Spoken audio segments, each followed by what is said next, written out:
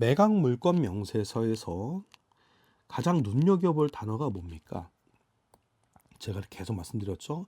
배당 요구 존기일입니다. 배당받을 권리가 있거나 권리자인 경우에는 법원에 배당권에 대한 권리가 있음을 알려야 합니다.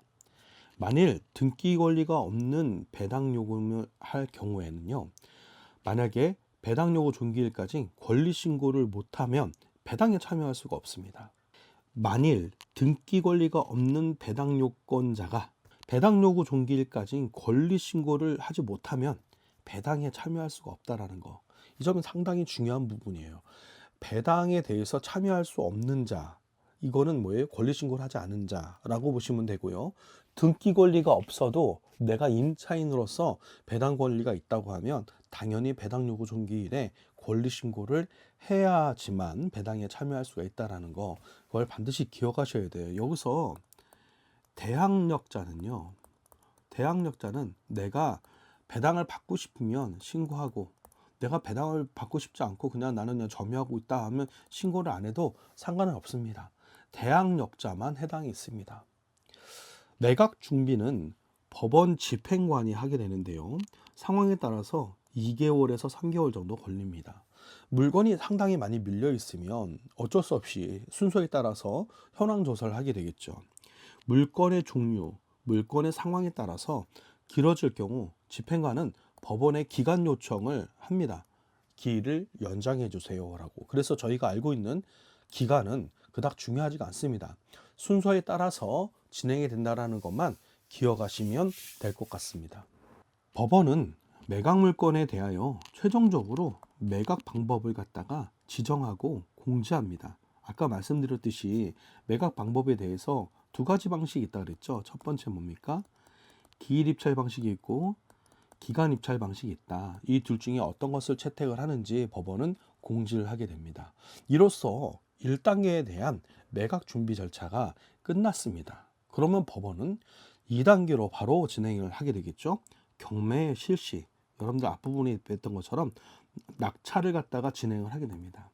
어떻게 하면 낙찰을 진행을 하는지 이런 거 한번 보도록 하겠습니다. 결국은 매각을 하기 위한 방법이니까요.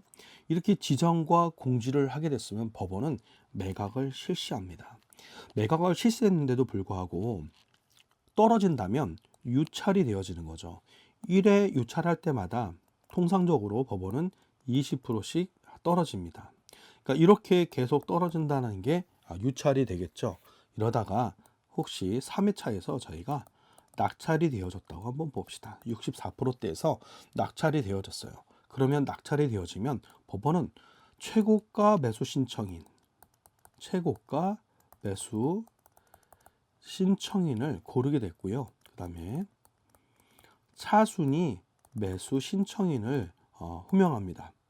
이 차순위 매수 신청인은요, 이 최고가 매수 신청인과의 갭 차이가 입찰 보증금 10% 정도 차익이 날 경우만 가능합니다. 만약에 1억에 대해서 입찰을 받는데 차순위 매수 신청인이 9,500만 원에 대해서 만약에 입찰을 받다고 하면 요 둘의 갭 차이는 500만 원이죠. 근데 입찰 보증금이 매각 보증금이 800만 원이었다고 하면, 입찰 보증금이 800만 원이었다고 하면 이 500만 원 갭 차이가 안에 있죠. 이렇게 둘 사이의 낙찰가액이 이렇게 입찰 보증금 10% 안에 들어와 있는 경우에만 차순위 매수 신청인이 정해진다라는 거, 요거 좀 기억해 두시고 알고 계시면 좀 도움이 됩니다. 자, 그러면 이 부분은 잠깐 지우고 넘어가도록 하겠습니다. 여러분들께서 기억하셔야 되는 것은 유찰되어지는 거, 20%씩 이렇게 유찰되어진다라는 것과 매각이 결정이 되고 나면, 여러분들 경매가 매각이 결정이 되는 7일 안에 법원은요, 허브 결정을 해야 됩니다. 매각을 허가해야 될지, 이 매각 허브 결정에서 결격 사유가 있는 사람들이 있어요. 혹은 채무자가 직접 경매를 입찰 보는 경우도 있을 수 있지 않습니까? 이렇게 경매가 낙찰이 되어지면 7일 동안 매각 허브 결정을 하게 됩니다. 이 매각 허브 결정에 대해서 결격 사유가 있는 사람이 있습니다. 결격 사유. 만약에 채무자가 낙찰을 받을 수도 있죠. 이게 결격 사유가 된다고 하면 허가를 해주지 않습니다. 그래서 7일 동안은 매각에 대한 허가 결정 사항이에요. 그래서 7일이 지나고 나면 허브 결정이 지나고 나면 또 7일간 매각에 대해서 이의 신청이 있으면 이의 신청 기간을 두게 됩니다. 이해관계인들만, 이 경매 사건의 이해관계인들만 이해 신청을 넣는 기간을 7일을 주게 됩니다. 이렇게 14일이 지나면 법원에서는 7일 안에 매각에 대한 잔금을 납부하라고 이렇게 납부 고지서를 보내게 되어 있어요. 총 3주 정도의 시간이 걸린다라고 이렇게 기억하고 계시면 됩니다. 위의 내용 또한 이렇게 대법원 경매정보지 지식 코너에서 가져왔다라는 것을 제가 올려드렸습니다.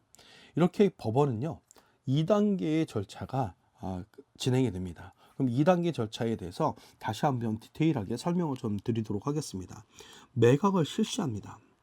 기일 입찰의 경우 집행관이 미리 지정된 매각 기일에서 매각 장소에 입찰을 실시하게 됩니다.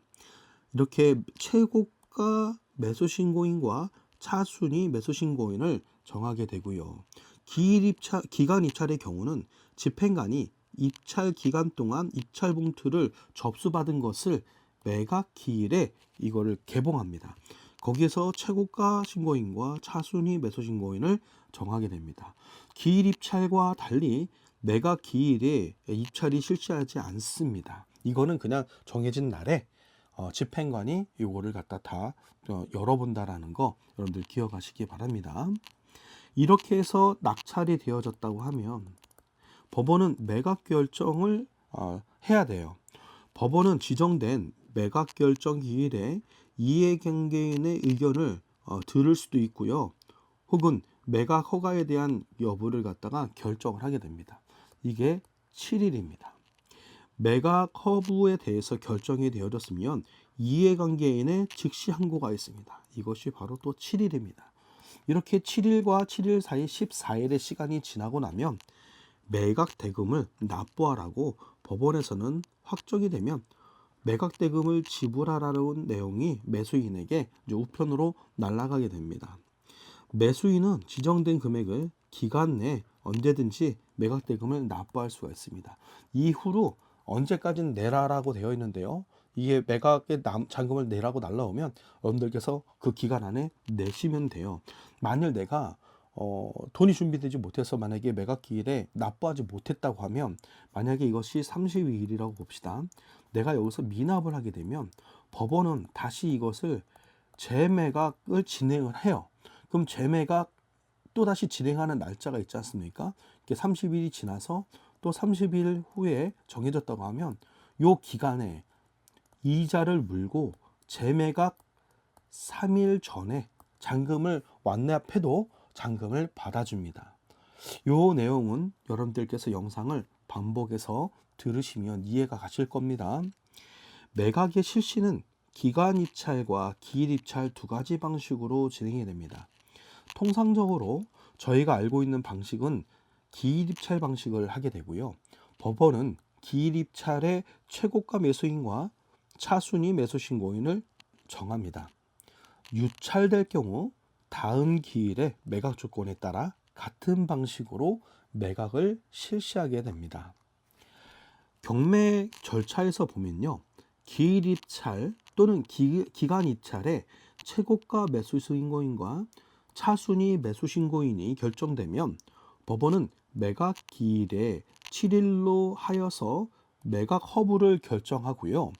그 이후 결정하면 7일 동안 이해관계인의 즉시 항고를 할 수 있게끔 기간을 줍니다. 매각이 불허가 되면 기일 매각 조건으로 다시 매각을 실시하지만 이렇게 매각이 허가가 되어진다고 하면 7일, 14일 기간 동안 여러분들께서 기다리셔야 된다는 거 기억하고 계시면 됩니다. 매각 대금의 납부일은 법원이 결정해 주는데요. 결정되면 낙찰자는 지정된 기일까지 잔금을 납부하면 됩니다. 만일 지정된 기일까지 낙찰자가 잔금을 납부하지 못하면 법원은 차순위 매수 신고인이 있는 경우 매각에 대해서 허가할 것인지 여부를 또 결정합니다. 똑같이 결정을 하게 되겠죠.